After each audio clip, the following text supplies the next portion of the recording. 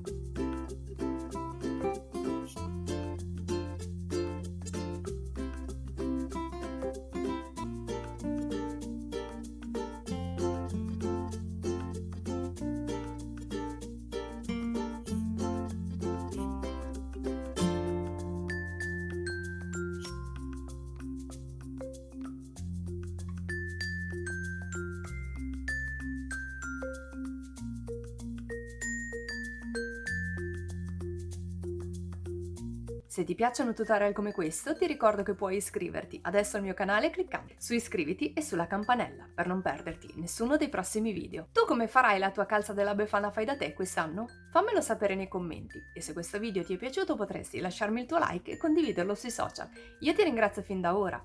Noi ci vediamo alla prossima. Ciao! In casa.